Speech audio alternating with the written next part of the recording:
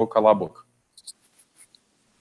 Olá, em mais um vídeo de colaboração entre o canal Revolução Industrial Brasileira e o canal do professor Paulo Gala, da Fundação Getúlio Vargas, de São Paulo, nós vamos abordar aqui o tema da doença holandesa. Você tem ideia do que é a doença holandesa? O professor Paulo Gala vai explicar para você, mas eu vou te antecipar. É um fenômeno econômico que acontece com países que são super dependentes dos seus próprios recursos naturais, né? E tem uma história muito interessante de por que ela se chama holandesa, né? Porque ela é caracterizada como holandesa. Tem muito a ver exatamente com um caso que aconteceu na Holanda, em que o recurso natural, no caso o gás, de repente ficou tão abundante por causa de uma descoberta que a economia começou, ao invés de crescer, a diminuir, né? Professor Paulo Gala, nós podemos discutir a questão da doença holandesa do Brasil, que é um problema que nos afeta, relacionando isso ao setor petrolífero? Obrigado pela entrevista mais uma vez. Oi, Fausto, é um prazer conversar com você e com todo mundo. É verdade, essa coisa da doença holandesa é engraçada, né? Porque quem inventou o termo até foi a revista The Economist, né? No final dos anos 70, porque houve essa descoberta que você mencionou de petróleo e gás, né? Lá na Holanda, no campo de Groningen. Esse campo de Groningen tem praticamente 10% de todo o gás da Europa, né? Até brinco que se explodir, acho que esse campo de gás lá explode a Europa inteira, né? De tanto gás que tem lá. E foi descoberto no final dos 60 e início dos 70, e a Holanda começou a ser uma grande produtora de petróleo e gás, algo que não se imaginava, né? E o efeito principal dessa descoberta foi uma apreciação da moeda holandesa na época, se não me falha a memória, era o... Guilder. Guilder, exatamente, na época. E isso começou a atrapalhar a indústria holandesa, a manufatura holandesa, né? E a Holanda, como você bem observou, começou a crescer menos do que seus pares, né? E começou a acontecer uma coisa estranha com a economia, né? A revista The Economist fez essa matéria e falou, olha que curioso, a descoberta de petróleo, que deveria ajudar, na verdade está atrapalhando a economia holandesa, porque está apreciando, sobrevalorizando a moeda, deixando o câmbio muito apreciado, e isso tem atrapalhado e atrapalhou as manufaturas holandesas, né? Então daí que se cunhou esse termo de doença holandesa, depois economistas começaram a estudar mais a fundo, especialmente a turma do Banco Mundial, nos anos 80, e quando todo mundo parou para olhar, de fato, é quase óbvio, né? Você pegar a África inteira, sofre de doença holandesa, né? Nigéria, todos esses países muito ricos em petróleo, eles ficam totalmente dependentes do petróleo. Venezuela é um belo exemplo, né?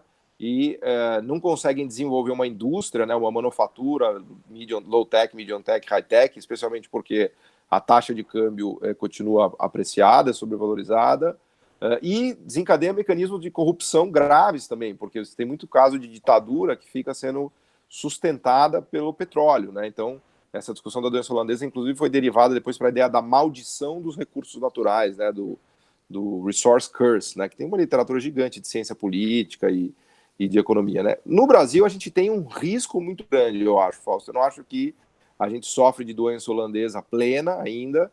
O nosso câmbio até agora está relativamente desvalorizado, né? Se a gente olhar aí no ano da graça de 2018, 2019 até 2020, a gente está numa posição bem mais competitiva, que ajuda a indústria. Eu acho que lá atrás, na época da descoberta do poço lá de Tupi, né, que virou poço de Lula, aí naquela euforia de Brasil de commodities, houve uma sobrevalorização, uma apreciação do câmbio que também teve a ver com o petróleo, mas a gente ainda não virou, como se diz em inglês, um full-blown doença holandesa. Eu acho que a gente corre esse risco, tá?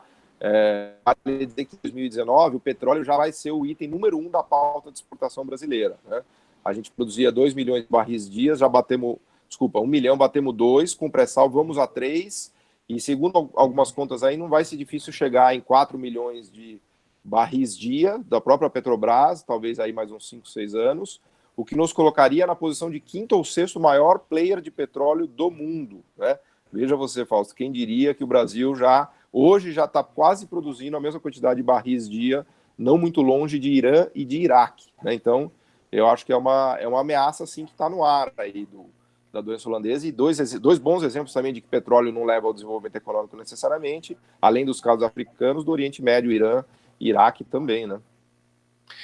Exatamente. Eu acho que a questão é muito ilustrativa, porém, eu acho que em relação a esses países que são realmente países muito subdesenvolvidos, como o caso dos africanos, que têm o petróleo, mas realmente não têm o que fazer com ele, né? Eu acho que no caso brasileiro, assim, ainda há o que fazer com ele. Por isso é tão interessante se colocar uma crítica inteligente, uma crítica embasada e fundamentada, no sentido de dizer, bom, simplesmente vendê-lo, simplesmente extraí-lo, ou deixá-lo extrair por outrem, né, e ele ser vendido no mercado internacional, seria um desperdício de oportunidade, né? Então, o custo de oportunidade dessa opção, na minha opinião, seria muito alto. Eu queria ouvir a sua. Por quê?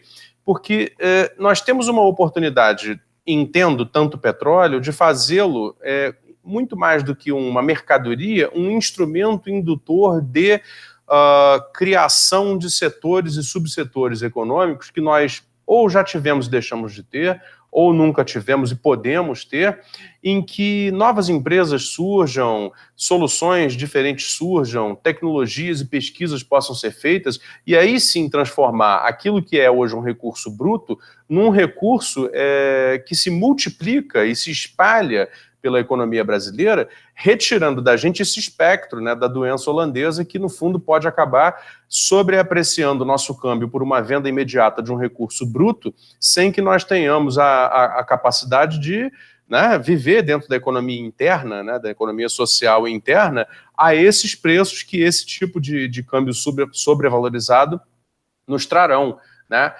Você acha que está certo esse raciocínio, Paulo? Você acha que faz sentido? Não, eu acho que não só está certo, como você merece seu diploma de economista já. Eu já brinquei aí numa outra conversa nossa que nós já estamos mandando confeccionar o seu título de honoris causa de economista, porque você já virou um economista perfeito, os raciocínios estão cristalinamente claros e é exatamente isso que você falou, né? A maneira simples de você usar o petróleo é simplesmente fazer um leilão, deixar uma empresa lá, talvez a multinacional seja a concorrente mais forte, vai lá, ganha o leilão, extrai o petróleo e vende, acabou, né?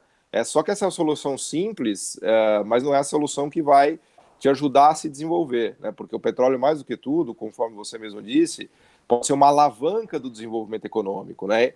E vários países souberam usar suas commodities como alavanca para o desenvolvimento econômico, né? Souberam usar o processamento de commodities como uma escada, como um caminho tecnológico, né?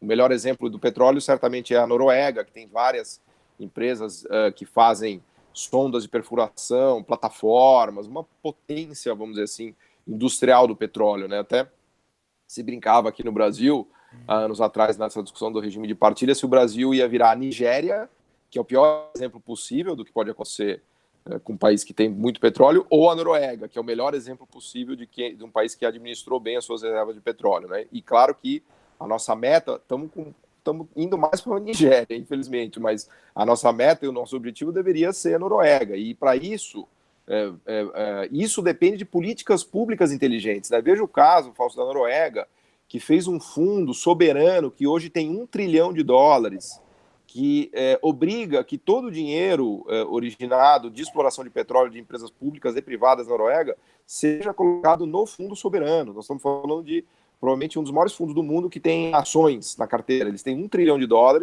que é um valor maior do que o PIB norueguês, mas que não deixa o recurso ser adentrado e não aprecia o câmbio da Noruega, atrapalhando o setor industrial norueguês. Então, esse está aí um belo exemplo de uma política pública incrível que deu certo na Noruega, e até se falava aqui na época de fundo soberano, né, que acabou não vingando, até porque o preço do petróleo caiu e outras mais, mas o fato é que o petróleo deve ser usado como uma alavanca para desenvolvimento tecnológico, para upgrading produtivo, fomento de cadeias produtivas, conforme você tem dito.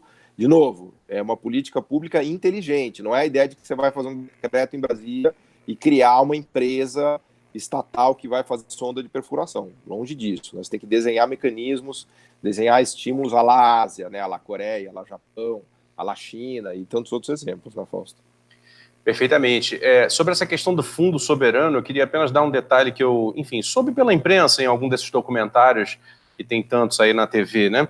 Esse fundo soberano, ele é tão rico, né, o da Noruega, né, da coroa norueguesa, ele é tão rico que ele parece que é dono de 1% de todos os ativos negociados em bolsa no planeta.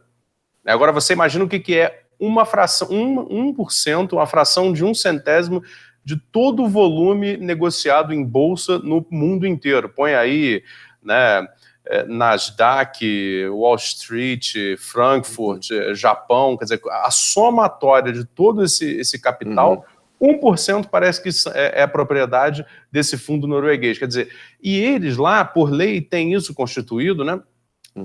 Só podem utilizar esse fundo para fins sociais e educacionais em benefício do povo norueguês. Ou seja, um baita de um exemplo de política de interesse nacional, de interesse social e interno, para fomentar o futuro. Bom, e o resultado está aí. A Noruega é um grandíssimo país, né, que funciona perfeitamente bem, né, tirando uma chacina do Anders Breivik que acontece uma vez na vida, outra na morte, não acontece quase nada de ruim na Noruega, quase nunca, né? Um país perfeitamente funcional e desenvolvido.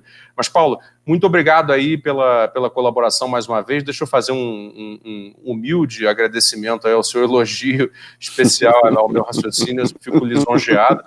Eu não sou economista, quero deixar isso claro, embora esteja estudando para vir a ser economista, né? Com 42 anos, olha que aventura, né? No meio de fazer trabalho, fazer canal de YouTube, faço ainda essas coisas também. Mas, principalmente pela disposição de debater, pela sua boa vontade de explicar as coisas para o nosso público. Muito obrigado mais uma vez e até uma próxima. Você que está nos assistindo, se inscreva no Revolução Industrial Brasileira e se inscreva no canal do Paulo Gala. Você vai ter muito a aprender, tanto aqui como lá. Um abraço. Paulo Gala, pode falar a sua despedida. Obrigado, Fausto. Você está indo no caminho certo. Só um detalhe, a Noruega é um dos países mais complexos do mundo, hein? Veja que interessante como eles conseguiram lidar com o petróleo, construindo complexidade, sofisticação produtiva e sofisticação tecnológica. Acho que vale, eventualmente, até a gente fazer um vídeo no futuro sobre Noruega. Mas parabéns aí pela sua trajetória de economista. Você já será um dos nossos, em termos formais. Informalmente você já é, mas você vai ser em termos formais. Valeu, Fausto, um abraço.